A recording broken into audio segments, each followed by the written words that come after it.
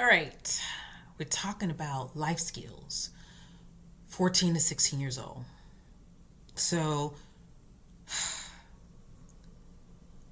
there's a lot in here, and I'm going to have to do some break off sessions. But I'm seeing this stuff, but don't worry. We're going to hit them all. We're good.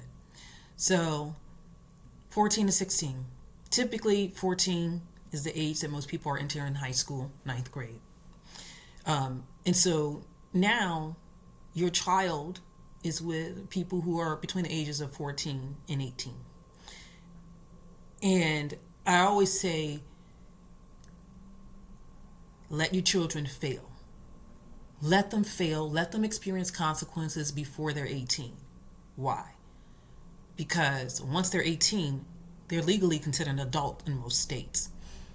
When they're failing and making these mistakes, even crazy things as minors and juveniles, even if they get into trouble with the law, as a juvenile, the record, it's easier to handle. But even before that, the first time your child experiences heartbreak or, something like that, shouldn't be past 18 when people are like, you grown, what's your problem?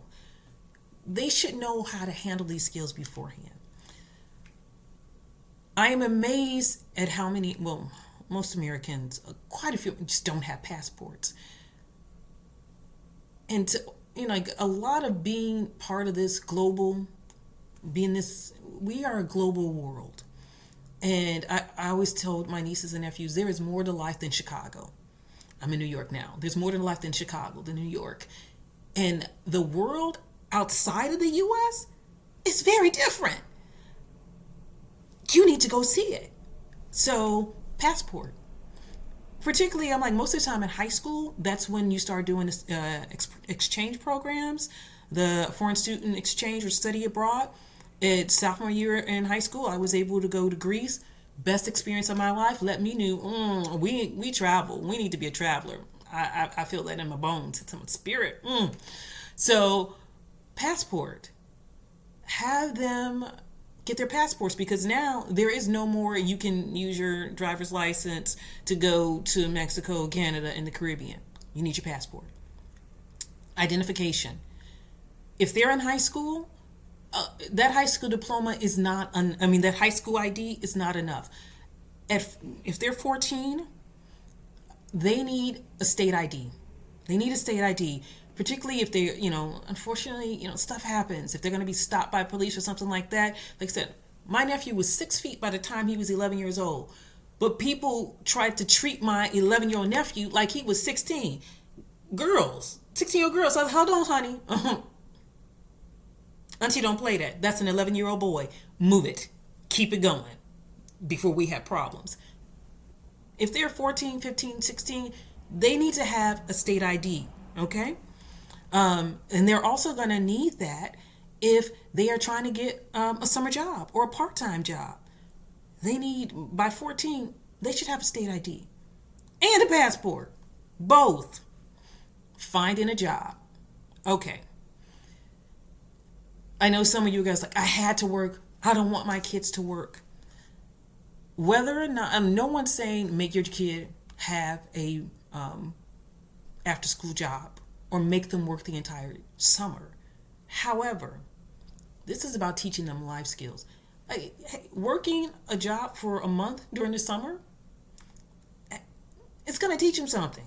It's going to teach them something. One, just the whole thing of, okay, from Monday through Friday, 9 to 5, I got to get up and do this. And then that first check, when FICA comes out, it's going to give them appreciation for something. Also, and I will have a separate series on jobs, not just for high school students, but also for adults. It's different now. Before, we had to go and fill out the application, stuff like that. They need to know about reputable search engines for jobs, because there are a lot of scams out there. Do not ask for a job saying, send me a check with your social security number, your bank information, and then I'll give you more money back. They need to know about interview skills, how to interview, what's a cover letter, what's a resume. Do not, for God's sake, do a cover letter using text language. Proper interview attire. I don't care if they are casual. Show up in your Sunday's best. Okay? No cleavage. Gentlemen, blazer. Thank you. Blazer and tie. Yes. Payroll documents. Do they know how to complete an I-9? Another reason why they need some state ID and a passport. How do they fill out a W-4? Taxes. Taxes will be taken out of their first check. Talk to them about that. Do we have to pay taxes for our minor? Well, that depends. If they're an emancipated minor, if you don't know what that is, so some children, foster care kids, or, kids who decided to become divorced from their parents, that was the language in the 80s and 90s, are emancipated minors where they are treated as adults. So separate discussion, talk about that later. Direct deposit. How do you set up direct deposit? Labor laws. What are their rights? What breaks are they entitled to once they start this job? What lunch breaks? What's the minimum wage? What's sick leave? What's regular time versus overtime? If you're under 16, typically the law limits the number of hours you can work during the school year. So, just things they need to be aware of. Have them prepared. So they're not working some job where somebody's taking advantage and doing some, Oliver Twist on your child, having them working in the shop. College. If you haven't started talking about college before high school, hello, freshman year, this is a forever conversation. Like, no. Hi, college career counselor. I'm first generation college, first generation law. My parents were like, look, we got to be learning this together. I knew my college career counselor. Freshman year, we're talking. Sophomore, we are in there. What about scholarships? What's the difference between the state and the private colleges? No.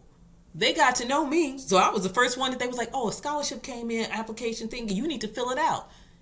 If you haven't started talking about college, also, even if you have paid, you have a 529 plan, your child needs to know this is our college budget. This is how much we can help you with. So, hello? College visits, campus visits. Are they taking the SAT, the ACT prep course like Kaplan? I don't want to throw out a name. And if you're like, oh, but Rhonda, my parents don't have the funds for that. Let me tell you something. I'm all about, honey, like I said, I was blue collar. My parents didn't know nothing about that.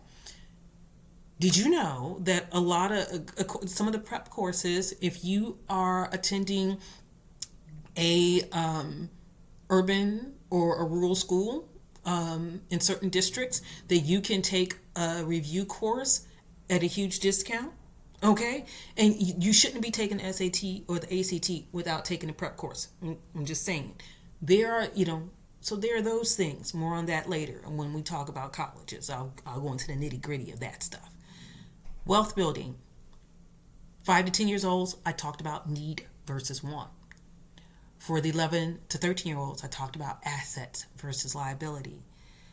Your children, at 14, particularly if they're going to be having a part-time job or going to do a summer job, they should have already understood there's how to open the savings, how to open the checking accounts. Take them, talk now. The conversation should be about wealth building. Everybody wants to be rich, but your chances of winning the Powerball or the Mega Million, you got a better chance of being struck by lightning. So let's talk about real ways to build wealth. I've mentioned this in another one of the videos that if you're like, well, I can't afford a financial advisor or planner. You got a bank?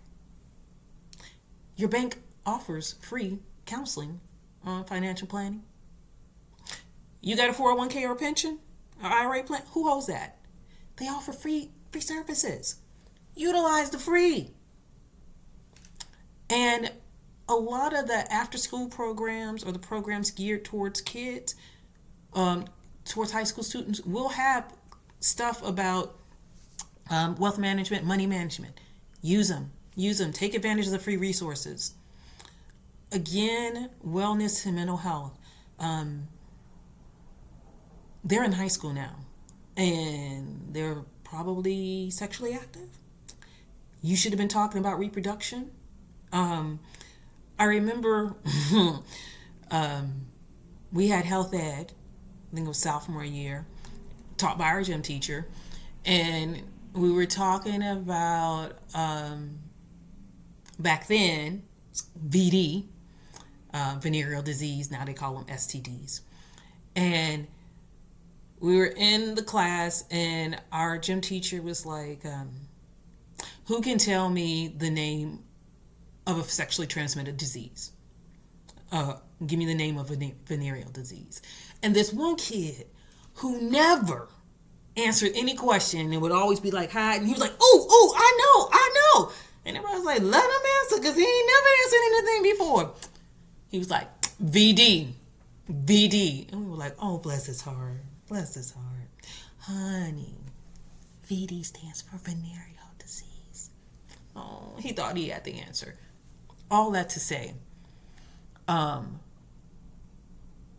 know you want people like abstinence, and I know you think that your baby's pure as the driven snow, your baby and your boy, and, whoever.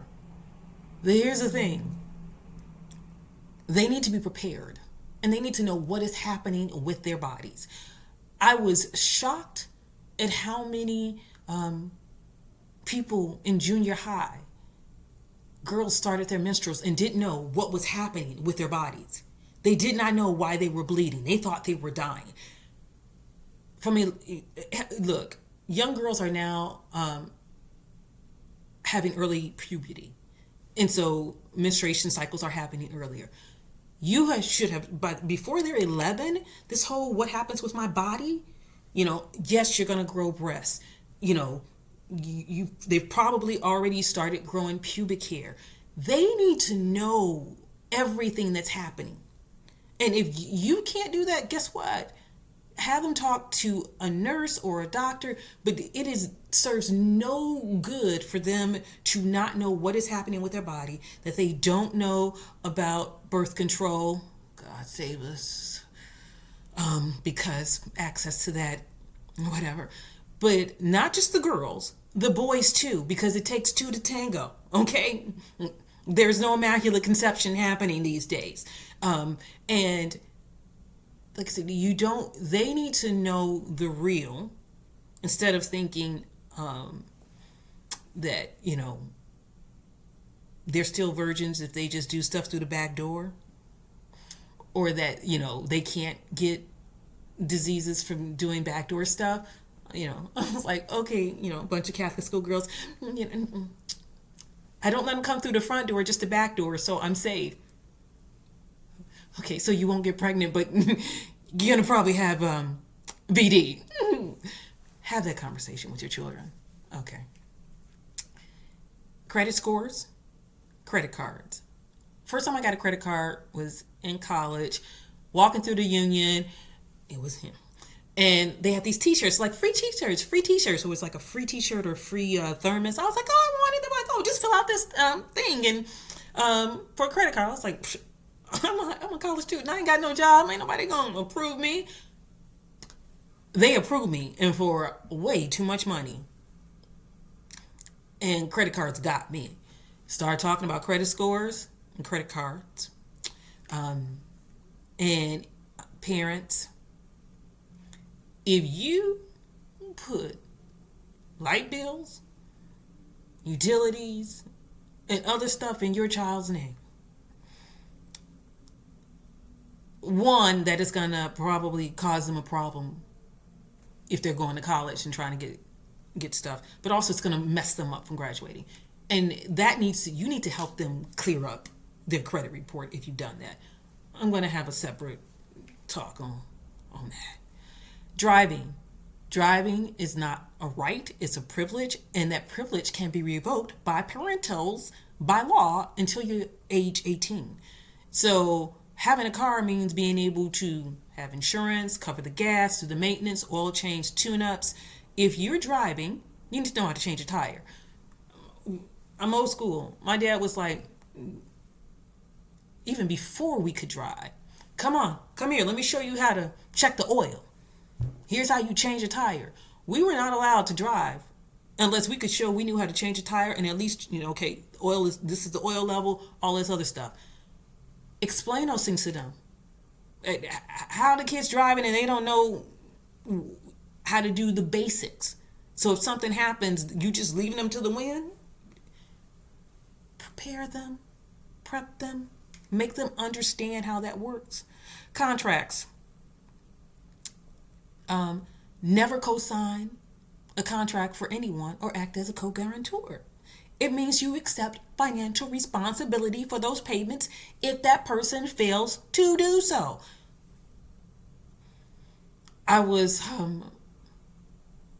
perturbed, to say the least, when a young relative of mine had recently graduated high school, mentioned that they co-signed for a friend to get a car, and the friend basically stopped making payments. So now this person's credit is messed up, and the people are coming after them for that car note. Please talk to your friend, your children. No, we don't co-sign for nobody. I'm broke as a joke. Can't do that. My credit messed up. I'm sorry. Scams. This generation. If it sounds too good to be true, it is. For crying out. The amount of people who, the tax scams, the this, the that. Stop. One, the federal government and the state government will never call or text or email you asking for your social security number or your bank information. Even your bank won't do that. No. It's a scam. Don't. I'm going to have a separate session on consumer debt, consumer fraud, consumer scams. I realize I'm at the 17 mark and I'm trying to keep these under. So, but I did cover 14 to 16 years old. Whoop, whoop. We getting there. Hang in there with me. Appreciate you.